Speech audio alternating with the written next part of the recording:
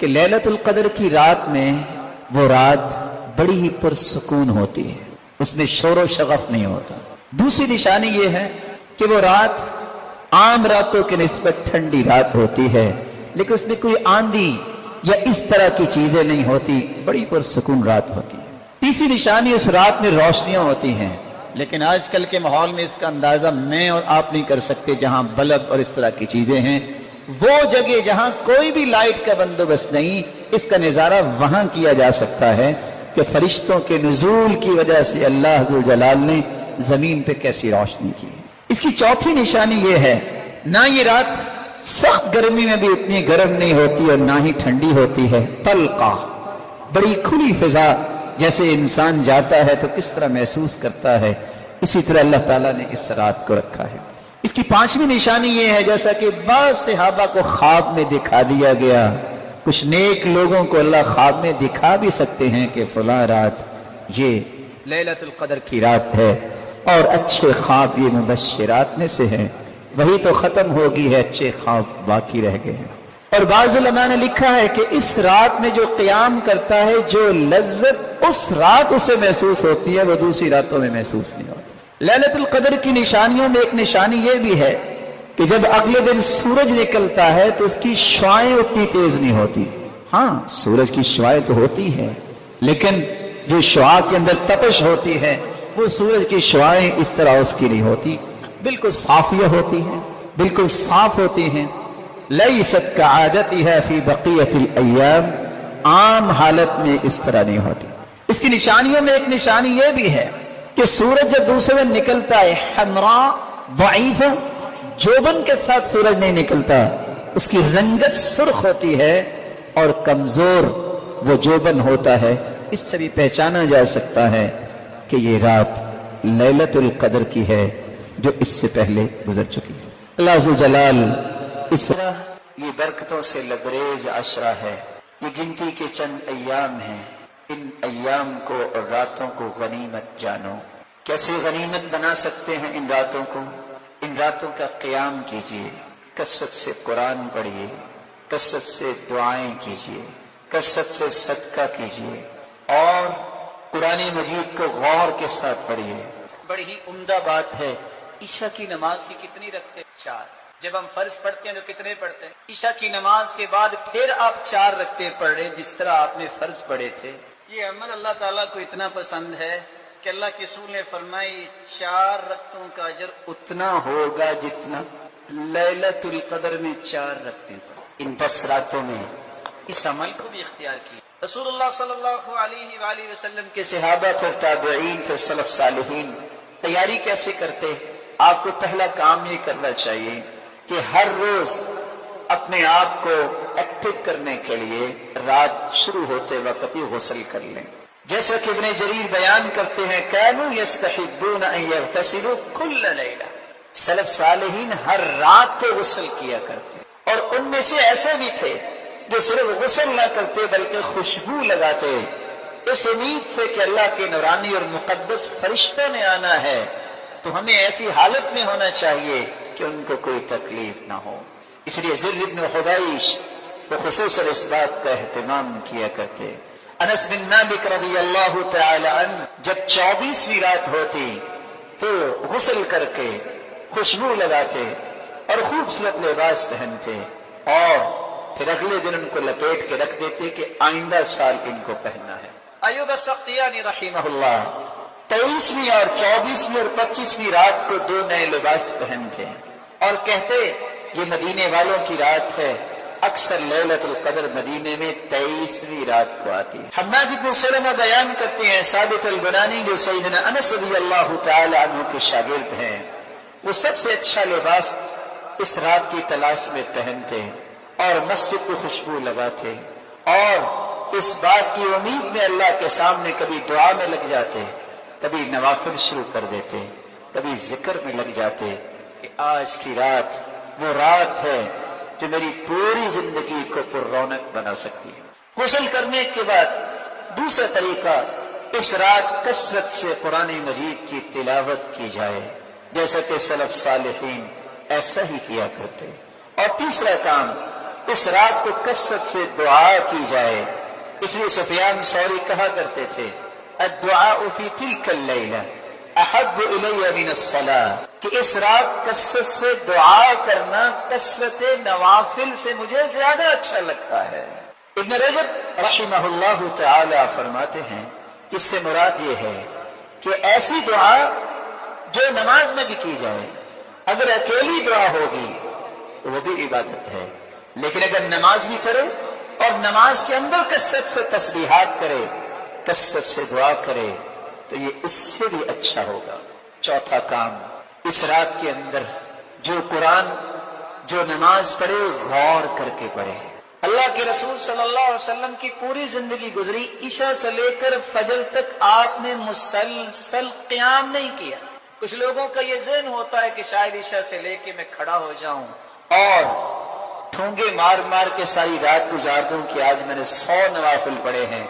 सैयदुल मुरसलीन ने ये काम नहीं, सैयदुल मुरसलीन ने जो काम किया है इस कदर खूबसूरत किया है, लेकिन थोड़ा किया है कि आप अगर 11 रत्ते भी पढ़ते हैं, 8 रत्ते भी पढ़ते हैं, इस तरह दिल लगा के पढ़ें, गौर करके पढ़ें, खुशू के साथ पढ़ें कि उधर तुम्हारी जुबान पे ये कलाम जारी हो, उधर अल्लाह की रहमतों का नुज़ूल जारी हो। अल्लाह ज़ुल जलाल हम से नवाज दे। इस रात को कसरत से सदका करना चाहिए, ये 5वां काम है। अल्लाह के प्यारे पैगंबर वैसे तो सखावत किया करते थे, लेकिन रमजान में आपकी सखावत सारे साल से ज्यादा होती।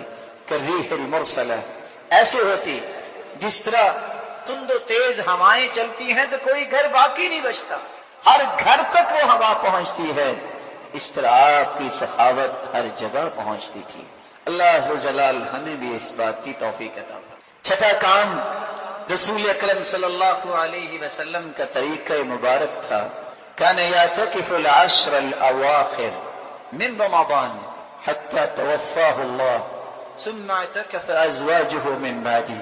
आप हर साल एतिकाफ किया करते हैं और उसके बाद फिर आपकी बीवियों ने भी एतिकाफ किया।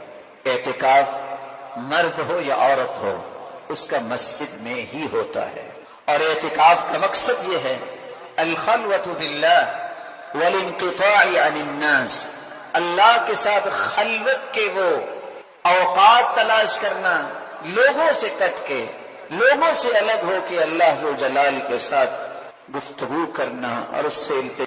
आप सल्लल्लाहु अलैहि वालिहि वसल्लम जब रमज़ानुल मुबारक का आखिरी अशरा शुरू हो जाता, अपनी कमर कस लेते और इन रातों को जाग के गुजारते और अपने घर वालों को भी उठाया करते, बेदार किया। सैयदा आइशा रज़ियल्लाहु तआला अन्हा फरमाती हैं, आप रमज़ानुल मुबारक के आखिरी अशरे में जितनी इबादत में कोशिश करते, साल के किसी दिनों में या किसी रातों में इतनी इबादत न करते। हमें इन 10 दिनों में जो काम करने हैं उनमें सबसे पहला काम यह है कि हमें अल्लाह के रसूल सल्लल्लाहु अलैहि वालिहि वसल्लम की सुन्नत समझकर और आपका हुक्म समझकर लैलतुल क़द्र की तलाश करनी चाहिए। लैलतुल क़द्र, जिस रात में अल्लाह ने कुरान को नाजिल किया, जो बरकतों से लबरेज रात है, मालिकुल मुल्क ने इसकी अजमत में पूरी सूरत ही उतार दी। 1000 महीने से अफजल ये रात है। इस रात को अल्लाह फैसले करते हैं किसको क्या मिलना है, इसलिए अच्छे फैसले करवाने के लिए इल्तिजाएं करनी चाहिए। ये वो लैलतुल क़द्र जिसकी तलाश एक मुसलमान को करनी चाहिए। रसूलुल्लाह सल्लल्लाहु अलैहि वसल्लम के सहाबा, फिर ताबईन, फिर सलफ सालिहीन तैयारी कैसे करते? आपको पहला काम ये करना चाहिए कि हर रोज अपने आप को एक्टिव करने के लिए रात शुरू होते वक्त ही गुस्ल कर लें। सलफ सालिहीन हर रात को गुस्ल किया करते और उनमें से ऐसे भी थे जो सिर्फ गुस्ल ना करते बल्कि खुशबू लगाते, इस उम्मीद से कि अल्लाह के नूरानी और मुक़द्दस फरिश्तों ने आना है। तो हमें ऐसी हालत में होना चाहिए कि उनको कोई तकलीफ ना हो। गुस्ल करने के बाद दूसरा तरीका, इस रात कसरत से कुरान मजीद की तिलावत की जाए, जैसा कि सलफ सालिहीन ऐसा ही किया करते। और तीसरा काम, इस रात को कसरत से दुआ की जाए। इसलिए सुफियान सौरी कहा करते थे, کہ اس رات کثرت سے دعا کرنا کثرت نوافل سے مجھے زیادہ اچھا لگتا ہے۔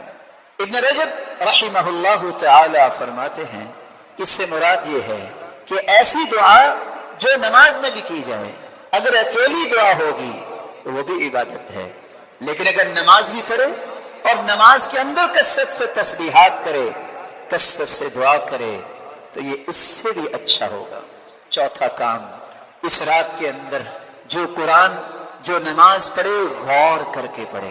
اللہ کے رسول صلی اللہ علیہ وسلم کی پوری زندگی گزری، عشاء سے لے کر فجر تک آپ نے مسلسل قیام نہیں کیا۔ کچھ لوگوں کا یہ ذہن ہوتا ہے کہ شاید عشاء سے لے کے میں کھڑا ہو جاؤں اور ٹھونگے مار مار کے ساری رات گزار دوں کہ آج میں نے 100 نوافل پڑھے ہیں۔ سید المرسلین نے یہ کام نہیں کیا۔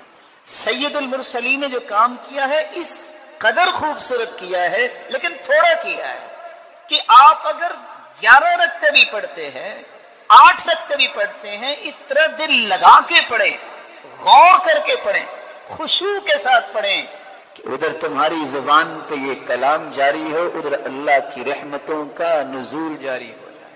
اللہ عز و جلال ہم سب کو توفیق سے نواز دے۔ اس رات کو کثرت سے صدقہ کرنا چاہیے، یہ 5واں کام ہے۔ چھٹا کام، رسول اکرم صلی اللہ علیہ وسلم کا طریقہ مبارک تھا، آپ ہر سال اعتکاف کیا کرتے ہیں، اور اس کے بعد پھر آپ کی بیویوں نے بھی اعتکاف کیا۔ اعتکاف مرد ہو یا عورت ہو، اس کا مسجد میں ہی ہوتا ہے، اور اعتکاف کا مقصد یہ ہے اللہ کے ساتھ خلوت کے وہ اوقات تلاش کرنا، لوگوں سے کٹ کے، لوگوں سے الگ ہو کے اللہ ذو جلال کے ساتھ گفتگو کرنا اور اس سے التجائیں کرنے کے اوقات کو استعمال کرنا۔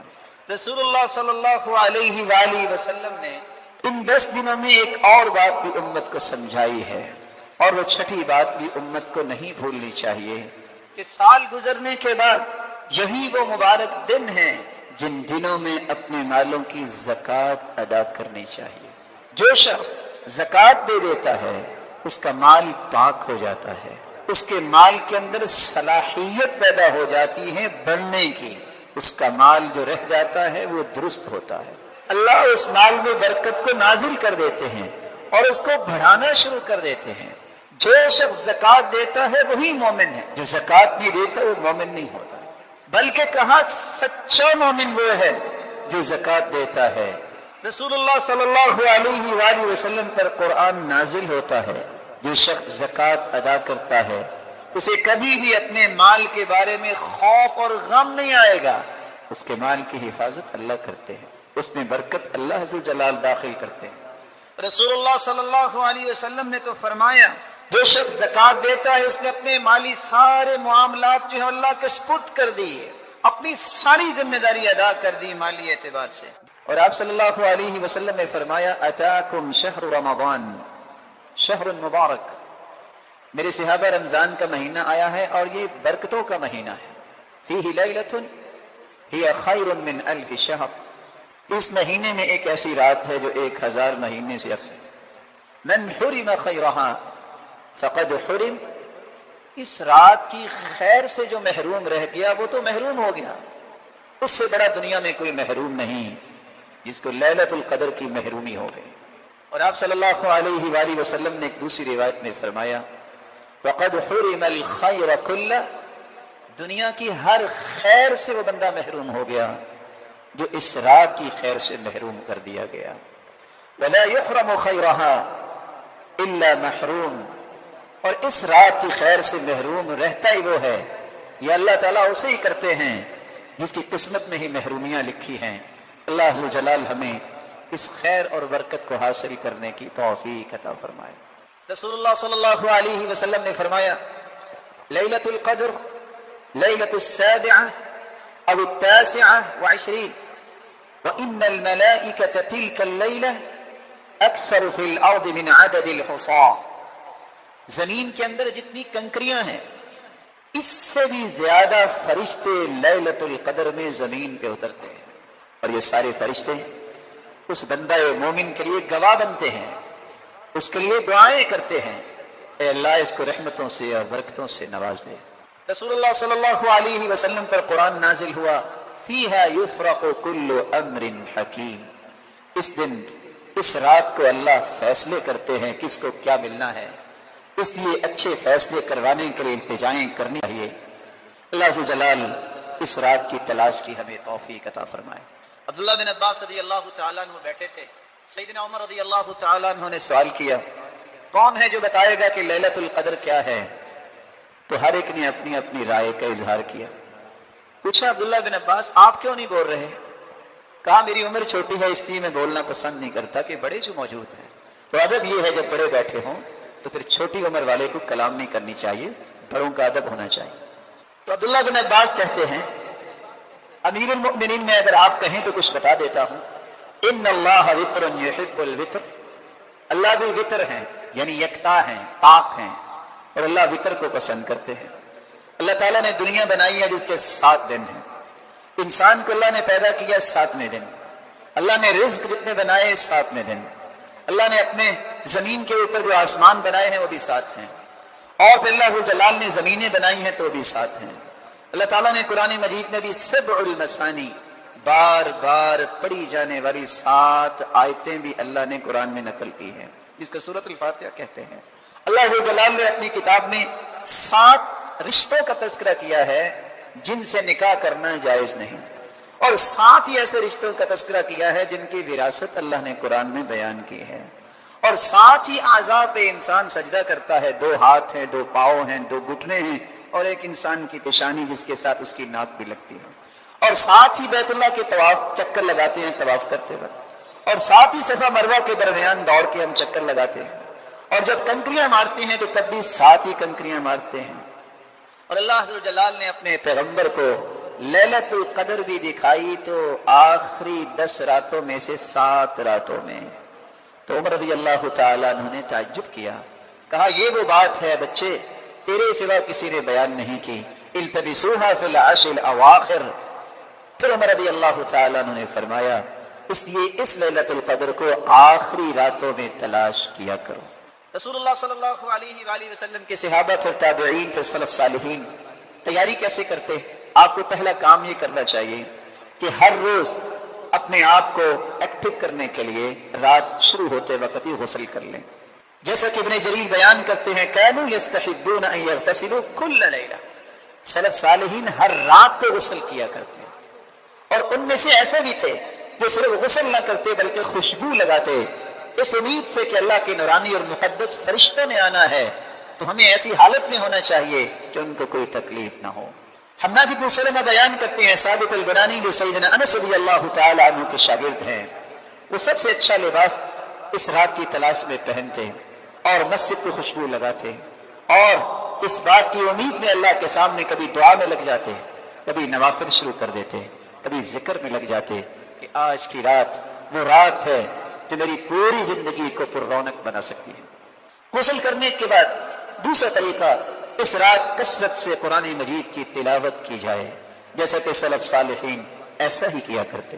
اور تیسرا کام، اس رات کو کثرت سے دعا کی جائے، اس لیے سفیان ثوری کہا کرتے تھے الدعاء فی تلک اللیلہ احب الی من الصلاۃ، کہ اس رات کثرت سے دعا کرنا کثرت نوافل سے مجھے زیادہ اچھا لگتا ہے۔ ابن رجب رحمہ اللہ تعالی فرماتے ہیں اس سے مراد یہ ہے کہ ایسی دعا جو نماز میں بھی کی جائے، اگر اکیلی دعا ہوگی تو وہ بھی عبادت ہے، لیکن اگر نماز بھی پڑھے اور نماز کے اندر کثرت سے تسبیحات کرے، کثرت سے دعا کرے، تو یہ اس سے بھی اچھا ہوگا۔ چوتھا کام، اس رات کے اندر جو قرآن جو نماز پڑھے غور کر کے پڑھے۔ اللہ کے رسول صلی اللہ علیہ وسلم کی پوری زندگی گزری، عشاء سے لے کر فجر تک آپ نے مسلسل قیام نہیں کیا۔ کچھ لوگوں کا یہ ذہن ہوتا ہے کہ شاید عشاء سے لے کے میں کھڑا ہو جاؤں اور ٹھونگے مار مار کے ساری رات گزار دوں کہ آج میں نے 100 نوافل پڑھے ہیں۔ سید المرسلین نے یہ کام نہیں کیا۔ سید المرسلین نے جو کام کیا ہے اس قدر خوبصورت کیا ہے، لیکن تھوڑا کیا ہے کہ آپ اگر 11 رکعتیں بھی پڑھتے ہیں، 8 رکعتیں بھی پڑھتے ہیں، اس طرح دل لگا کے پڑھیں، غور کر کے پڑھیں، خشوع کے ساتھ پڑھیں کہ ادھر تمہاری زبان پہ یہ کلام جاری ہو، ادھر اللہ کی رحمتوں کا نزول جاری ہو۔ اللہ عز و جلال ہم سب کو توفیق سے نواز دے۔ اس رات کو کثرت سے صدقہ کرنا چاہیے، یہ 5واں کام ہے۔ آخری عشرہ یہ برکتوں سے لبریز عشرہ ہے، یہ گنتی کے چند ایام ہیں، ان ایام کو اور راتوں کو غنیمت جانو۔ کیسے غنیمت بنا سکتے ہیں ان راتوں کو؟ ان راتوں کا قیام کیجیے، کثرت سے قرآن پڑھیے، کثرت سے دعائیں کیجیے، کثرت سے صدقہ کیجیے، اور قرآن مجید کو غور کے ساتھ پڑھیے۔ بڑی ہی عمدہ بات ہے، عشاء کی نماز کی کتنی رکھتے ہیں؟ 4۔ جب ہم فرض پڑھتے ہیں تو کتنے پڑھتے ہیں؟ عشاء کی نماز کے بعد پھر آپ 4 رکعتیں پڑھ رہے ہیں، جس طرح آپ نے فرض پڑھے تھے۔ یہ عمل اللہ تعالیٰ کو اتنا پسند ہے کہ اللہ کے رسول نے فرمائی 4 رکعتوں کا اجر اتنا ہوگا جتنا لیلۃ القدر میں 4 رکعتیں پڑھی۔ ان 10 راتوں میں اس عمل کو بھی اختیار کیجیے۔ رسول اللہ صلی اللہ علیہ وآلہ وسلم کے صحابہ پھر تابعین پھر سلف صالحین تیاری کیسے کرتے؟